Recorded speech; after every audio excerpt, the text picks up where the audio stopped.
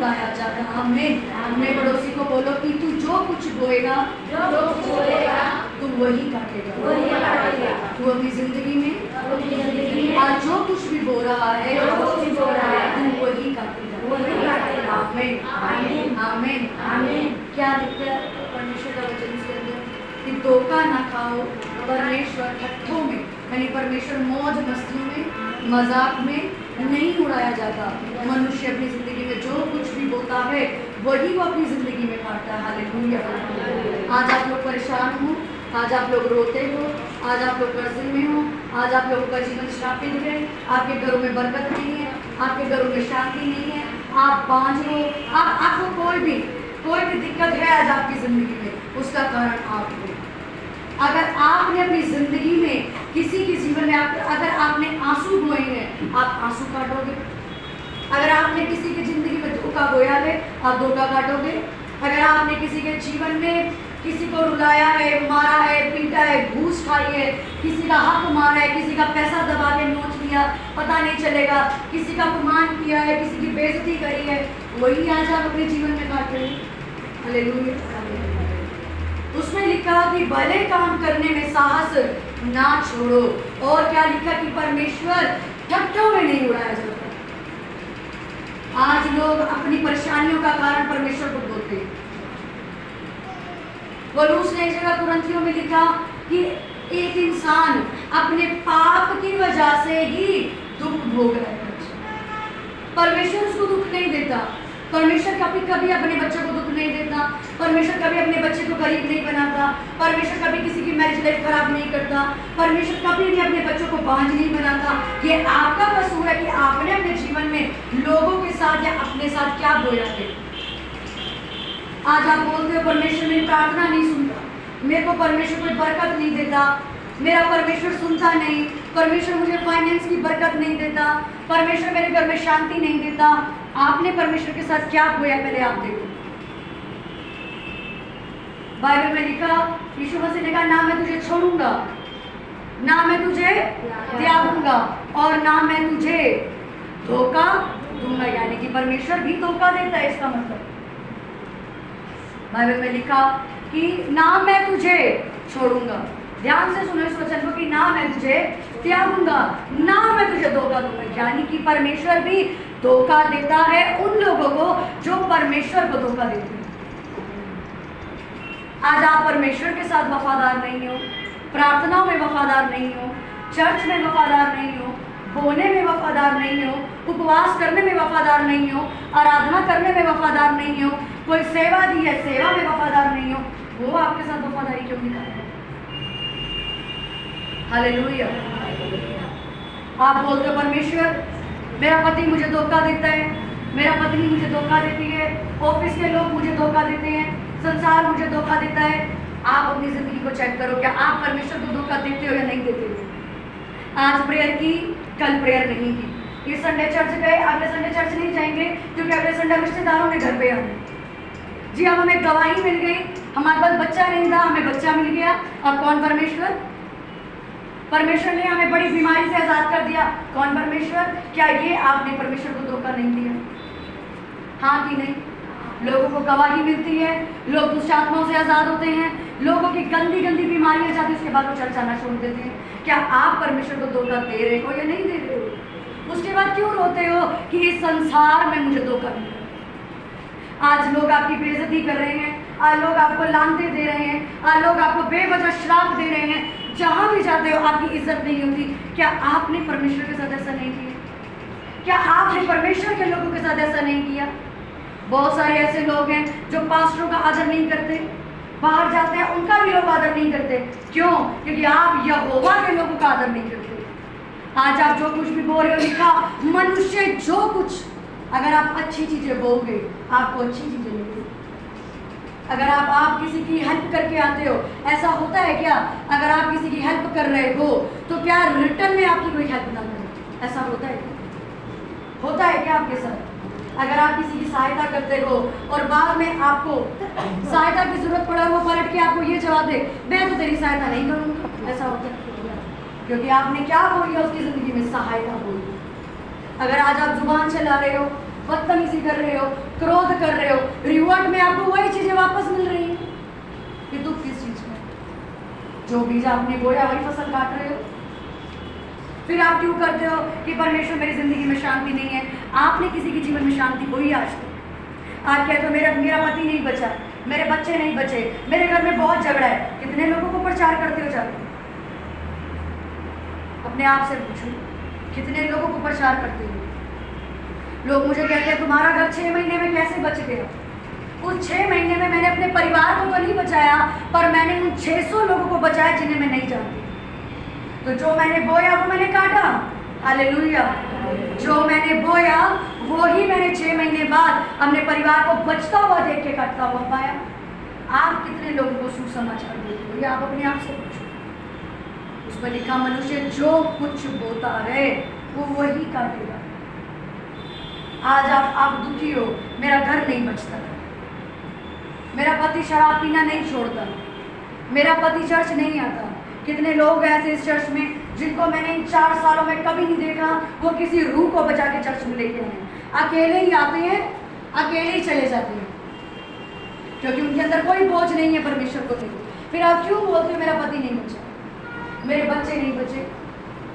कितने सारे ऐसे लोग आते हैं इस चर्च में, 4 साल से अकेले ही आते हैं, अकेले ही चले जाते हैं, और 4 साल से यही ड्रामा है उनकी जिंदगी कि आज तक उनका पति नहीं आया। उनसे पूछो कितने लोगों को वचन बदलते हो? वचन हमें बताना नहीं पड़ता। क्या आपको ये भी नहीं बताना आता कि तू बीमार है, तेरी बीमारी को यीशु मसीह छुड़ा देगा, तू मेरे साथ चर्च चल? क्या आपको ये भी नहीं बोलना आता तेरे घर में कलेश है, तू मेरे साथ चर्च चल, तू बच जाएगा? क्या आपको ये भी नहीं बोलना आता कि यीशु मसीह तेरा धर्म या जात नहीं, तेरी जिंदगी को बदल देगा, तेरे बच्चों को नशे से आजाद कर देगा, तुझे गरीबी से आजाद कर देगा? पर नहीं, उनको सिर्फ गवाही देने से मिलता है। तो गवाही लेते हैं, परमेश्वर को भूल जाते हैं। मैं आज आपको ये बात क्यों बोल रही हूँ? क्योंकि आज हम सब लोग कहीं ना कहीं अपनी जिंदगी में गंदे बीज को बोलते हैं। प्रेयर करते हैं पर गंदे बीज को बोलते हैं। परमेश्वर ने हमें प्रचारक के रूप में खड़ा किया, परमेश्वर ने हमें आराधक के रूप में खड़ा किया, और हम कर क्या रहे हैं? फिर भी चाहते हैं। हाँ कि नहीं? बहुत लोग हैं जो चर्च चला रहे हैं पर 2 रंग का जीवन जीते हैं। उनको परमेश्वर ने आराधना करने के लिए चुने, पर बाहर जाके वे विचार करते हैं। परमेश्वर ने उनको सेवा करने के लिए आवाज लगाई थी, पर वो लोग आज अपनी जिंदगी को भूल चुके कि हमें परमेश्वर ने क्यों बुलाया था। तो आज जब आप परमेश्वर की बुलाई हुई बुलाहट की बेइज्जती करके संसार में घूम रहे हो, इसीलिए आज संसार में आपकी बेइज्जती है। अभी समझ में आ रहा है कि क्यों इंसान दुखी है? क्योंकि वो खुद बोल रहे हैं। परमेश्वर कभी किसी को दुख नहीं देता, परमेश्वर कभी किसी को आंसू नहीं देता। ये आपकी कारण है, ये आपकी गलतियां हैं कि आज आप रो रहे हो। याद करो आपने किसी को रुलाया होगा, याद करो आपने किसी को गाली दी होगी, आपने भी किसी का पैसा खाया होगा, आपने किसी को बददुआएं दी होगी रच के, तभी आज लोग आपको कोसते हैं।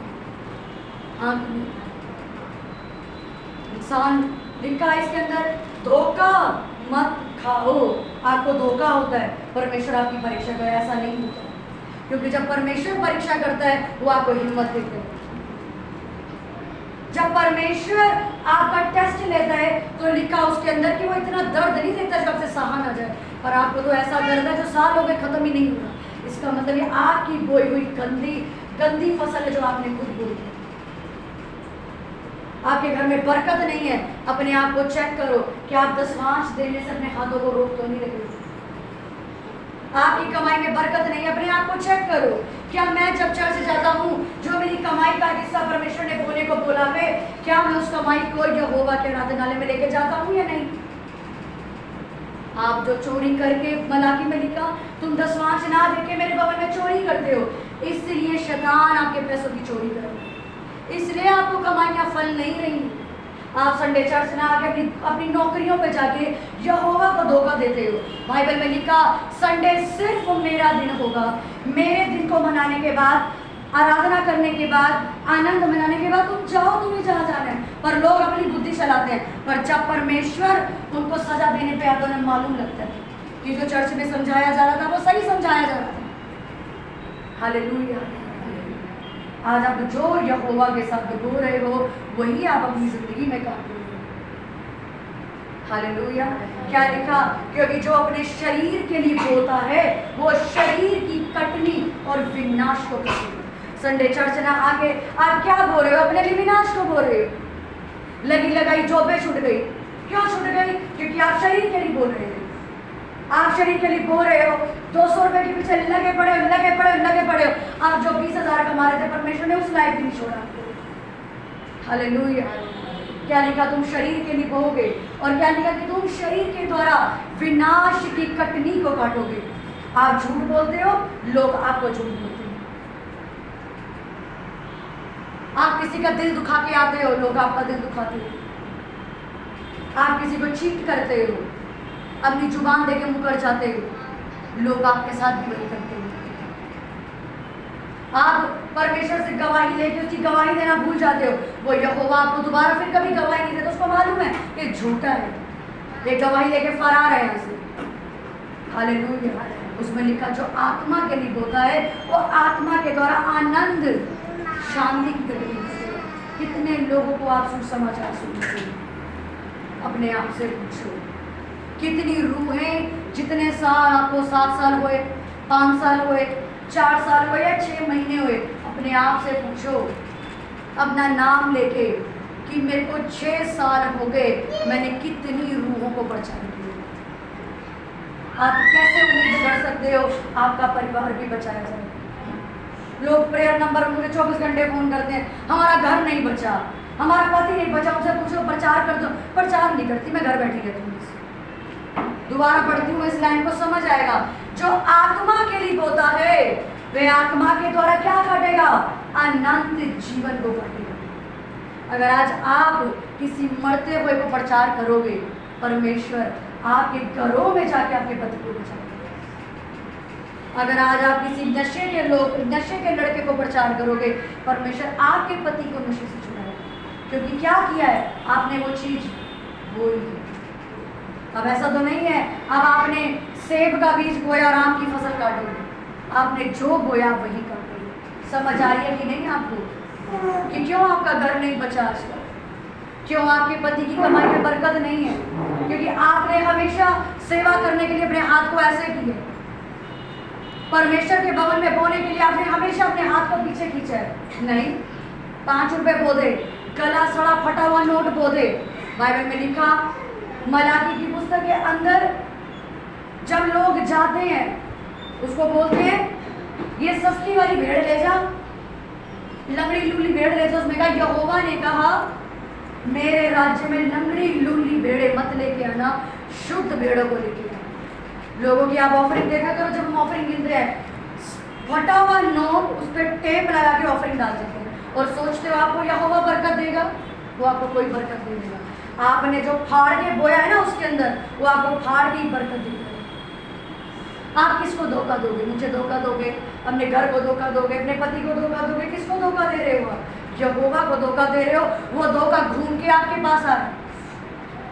पिछले 1 महीने से हम ऑफरिंग के अंदर एक चीज देख रहे हैं, नकली सिक्के ऑफरिंग में डालते हैं, फटे हुए नोट के 2 पीस ऑफरिंग में डाल देंगे, टेप लगा के ऑफरिंग में डाल के, और लोग ये सोचते हैं हमें बड़ी बरकत मिलेगी। आपको कुछ नहीं मिलेगा। आपने जो धोखा बोया है ना वो धोखा ही मिलेगा। तो इसलिए आपकी कमाई में बरकत मिलेगी।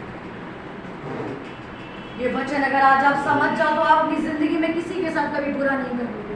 क्योंकि आज आपको दिल को पता लगे कि नहीं, मैं बुरा करूँगा तो मैं बुरा करूँगा। अगर आज आप किसी लड़के को, किसी लड़की को, किसी के पेरेंट्स को, किसी के ऑफिस वालों को, किसी को भी अगर आप धोखा कर रहे हो, कान खोल के आज ये सुन लो, वो धोखा घूम के आपके पास आएगा। ना मैं तुझे छोड़ूंगा, ना मैं तुझे त्यागूंगा, और ना ही मैं तुझे धोखा दूंगा। अगर आप उसको धोखा नहीं दोगे वो भी आपको धोखा नहीं देगा, लेकिन जब आप उसे धोखा दोगे वो भी आपको धोखा देगा। आपने आज प्रेयर करी, 10 दिन प्रेयर की छुट्टी, मेरे घर रिश्तेदार आ गए, मैं सेवा करने नहीं आऊँगा, मैं चर्च अटेंड नहीं करूँगा, मैं कोई प्रेयर में नहीं आऊँगा, मैं कोई उपवास नहीं करूँगा। कर तो नहीं 3 दिन प्रेयर, बाकी के 27 दिन अब मेरी छुट्टी। ये क्या बोया आपने? 3 दिन की बरकत लेके आप सोचते हो कि यहोवा मुझ पर दया करेगा, कभी नहीं करेगा। ये आपकी सच्चाई है जो आपसे वचन के द्वारा यहोवा बात करता है। एक सिस्टर इस चर्च में आई 2 संडे पहले, उसका शरीर पूरा गल रहा था, उसको फंगस इन्फेक्शन वाली बीमारी हो रखी थी पूरे शरीर पे। उसने मुझे बोला कि सिस्टर मुझे कोई नहीं छूता। उसको किसने चर्च के बारे में बताया मालूम नहीं, बहुत दूर से शायद जनकपुरी साइड से वो सिस्टर आई यहाँ पे, कहती मैंने बहुत इलाज कराया, मैंने बहुत दवाइयाँ खाई हैं, मुझे कोई आराम नहीं आ रहा। और मेरे हाथ देखो आप, मेरे हाथ सड़ रहे हैं, गल रहे हैं, खारिश नहीं जाती इनमें से। मैंने उनका हाथ लेके प्रेयर नहीं करी। मुझे परमेश्वर ने बोला कि इसको बोल, इसने आज तक लोगों को कितनी शराब दी। कहती हाँ आप सच बोल रहे हो, मैंने अपनी जवानी से लेके आज तक लोगों को इतनी बददुआएं दी है जिसका कोई हिसाब नहीं है। और वो बददुआएं उसके शरीर पे निकल रही। उसको मैंने बोला घर जाओ, मैं तुम्हारे लिए प्रेयर नहीं करूँगी, तुम खुद तौबा करो। तुमने जिसको श्राप दिया ना दिल से, उसको माफ करके उसके लिए आशीष बोलना। अगले 2 दिन बाद फोन आया कि सिस्टर मैं अपनी बीमारी से जो सालों से परेशान थी मैं आजाद हो चुकी हूँ। क्योंकि जो वो बो रही थी वही वो काट रही थी अपनी जिंदगी। आपको नहीं मालूम कि आपके बोने की वजह की ताकत कितनी है। संसारिक दुनिया से ज़्यादा ताकतवर आत्मिक दुनिया है। जिस दिन आपको ये बात समझ आ जाएगी ना, आप कभी किसी का बुरा नहीं करोगे। ये दुनिया कुछ भी नहीं है, ये सब फेक जनरेशन है। पर जो आत्मिक, जो यहोवा की जिस दुनिया में जाके आप लोग प्रेयर करते हो घुटने टेक के, वो इस दुनिया की प्रार्थनाएं नहीं है, वो आत्मिक दुनिया की प्रार्थना है जिसमें जाके आप शैतान को मार के आते हो रोज। जब आज जो लोग अन्य भाषा बोलते हैं मालूम होगा कि जब अन्य भाषा बोलते हैं वो कौन सी दुनिया में पहुंच जाते प्रार्थना करते। वो दुनिया ये नहीं होती, वो दुनिया आत्मिक दुनिया होती है। और इस दुनिया से ज़्यादा रियल, ज़्यादा सच्ची, ज़्यादा जेन्युइन वो दुनिया है जिसमें आपकी हर एक चीज़ का हिस्सा। हालेलुया। आपको समझ आ रही है कि हमने क्या बोला है। अगर आज आप असफल हो तो अपने आप को चेक करो कि कहीं आपने परमेश्वर की दी हुई बुलाहट को तो गाली नहीं दी, कहीं आपने परमेश्वर की सेवा को तो नहीं ठुकराया। अगर लोग आपका अपमान कर रहे हैं तो चेक करो कि आपने किसी परमेश्वर के दास या दासी का डिसऑनर तो नहीं किया, यानी उसका अपमान तो नहीं किया। याद रखो, आप किसी पास्टर को उसको सामने नहीं बोलोगे, अगर आप उसके पीछे भी गलत बोलते हो यहोवा सुनता है और वो उसका परिणाम आपकी ज़िंदगी में भेज देता है। अगर आप अपने घर में बैठ के किसी भी कोई भी पास्टर गलत कर रहा है उसको करने दो, वो जो कर रहा है उसको करने दो। उसका न्याय कौन करेगा? आप उसका न्याय नहीं कर सकते। आप सिर्फ उसको समझा सकते हो कि पास्टर जी ये गलत है, आप इसको मत करो। अगर वो नहीं मानते उसको छोड़ के उसके लिए प्रेयर करो। ऐसा नहीं है कि आप गुट बना के उसकी चुगलियाँ करोगे। उसका तो जो यहोवा करना है वो करेगा, आपका कुछ नहीं छोड़ेगा। क्योंकि उसको खड़ा किसने किया? किसने खड़ा किया उसको? यहोवा ने। यहोवा के लोगों के विरुद्ध जब मूसा की बहन ने बोला, लिखा उसको कोड़ पड़ गई। 7 दिन तक वो कोड़ में तड़पती रही, जबकि मूसा दूसरी शादी करके आया है। अच्छा तू शादी कर सकता है, मैं नहीं कर सकती शादी? परमेश्वर कहता तू बोली भी कैसे? उसने जो किया उसको मैं डांटूंगा। और उसके नीचे एक लाइन क्या लिखी पड़ी है कि परमेश्वर बोलता है उसकी बहन मरियम को, ये मूसा मेरे से बात करता है प्रेयर में, तू मेरे दास के विरुद्ध बोलने से क्यों नहीं डरी? जा तेरे को कोड़ पड़ जाए। यहोवा का दास कुछ भी कर रहा है, आप अपने काम से मत करो, उसके लिए प्रेयर करो और मुंह बंद रखो। बोल सकते हो तो उसके मुंह पे जाके बोलो भी ये चीज़ गलत है मत करो, पर पीठ पीछे बैठ के उसकी बुराइयां मत करो। हमारी ज़िंदगी में बहुत सी गिरावट का कारण यही है कि जो हम लोग पीठ पीछे बोल रहे हैं ना, वही हमारे साथ हो रहा है। आप चुगलियाँ बोलते हो, आपकी भी चुगली होती है। आप किसी की निंदा करते हो, लोग आपकी निंदा करते हैं। आपके घरों में फाइनेंशियल बरकत नहीं है क्योंकि आप यहोवा के साथ फेर करते हो, दशमांश की चोरी करते हो, लंगड़ी लूली बेड़े यानी लंगड़े लूले फटे पुराने नोट चढ़ा जाते हो, इसलिए आप बरकत में नहीं हो। चर्च नहीं आते, जॉबों पे जाकर उसको धोखा देते हो कि यहोवा तो अपना बंदा है समझ लेगा। ऐसा नहीं है। बहुत लोग इस चर्च में आपको अपने मुंह से गवाही देंगे, हमने चर्च ना आके अपने जीवन से क्या गवाया। जो यहोवा का है वो यहोवा को दो, जो समय परमेश्वर का है वो परमेश्वर को दो। आपके रिश्तेदार आ जाए, ये जो आज आप रिश्तेदारों की वजह से चर्च आना छोड़ते हो, प्रेयर करना छोड़ते हो ना, परमेश्वर ये सब चीजें देता। अच्छा, एक मेरे बनाए हुए इंसान की वजह से तू प्रार्थना करना भूल गया, उपवास करना भूल गया, चर्च जाना भूल गया, ठीक है, जब तू अपने दुख में मेरे पास आएगा मैं भी तुझे देखूंगा। हालेलुया। आज यही कारण है यहोवा हमारी प्रार्थना नहीं सुनी। कुछ भी हो जाए, अच्छाई हो। लास्ट में चंद दोबारा मेरे साथ पढ़ेंगे, क्या लिखा? जो आत्मा के लिए बोलता है, बोले जो आत्मा के लिए बोलता है, वे आत्मा के द्वारा अनंत जीवन की कटनी काटेगा। बोलो अपने पड़ोसी को, पड़ोसी आत्मा के द्वारा अच्छी बातों को बोलना शुरू कर, लोगों को प्रचार करना शुरू कर, शरीर के कामों को बोलना छोड़ दे, नहीं तो विनाश ही काटेगा। क्योंकि मनुष्य जो कुछ बोता है वही वो काटता है। आमीन। हाथों को उठाओ, बोलो परमेश्वर, मेरे सामर्थ्य परमेश्वर, मेरे खुदा, मैंने आज जान लिया प्रभु, मैं आज तक शरीर के लिए बोता रहा, मैंने बुराइयों को बोया, तेरा प्रचार नहीं किया, मैंने बहुत पाप किए परमेश्वर, और आज मैंने जान लिया मनुष्य जो कुछ बोता है वही काटता है। अपनी आंखों को बंद करके प्रार्थना करो और परमेश्वर के साथ वाचाओं को बांधो कि प्रभु, अगर आपने किसी के जीवन में दर्द बोया है तो उसकी माफी मांगो। अगर आज तक आप प्रचार नहीं करते थे, माफी मांगो कि प्रभु आज से अपनी आवाज तेज करो, तेज जोर से प्रार्थना करो, जोर जोर से कि प्रभु मुझे माफ कर। आज से मैं परमेश्वर आत्मा की बातों को कहूँगा, चलते फिरते प्रचार करूँगा ताकि मेरा घर बचाया जाए। मेरे परमेश्वर, मैंने जो कुछ भी बुराई की है, जो मेरी जिंदगी में काट रहा था, आज मैंने जान लिया कि प्रभु मैं जो बोल रहा था मैंने वही काटा अपने जीवन में। मुझे माफ कर दे परमेश्वर। मैं वायदा कंटिन्यू करता हूँ परमेश्वर, आज से मैं आत्मा के कामों को बोलूँगा, मैं फाइनेंस को बोलूँगा, मैं प्रार्थना करना नहीं छोड़ूंगा, मैं तुझे धोखा नहीं दूंगा, मैं उपवास करूँगा, मैं चर्च लगातार आऊँगा, तेरी भलाइयों को बोलूँगा, अच्छे चरित्र को बोलूँगा परमेश्वर, वे विचार नहीं करूँगा, पाप नहीं करूँगा, झूठ नहीं बोलूँगा, झगड़ा नहीं करूँगा, किसी की निंदा नहीं करूँगा, किसी से जलन नहीं करूँगा, क्योंकि मैं जो कुछ बोलूँगा वही मुझे काटना पड़ेगा।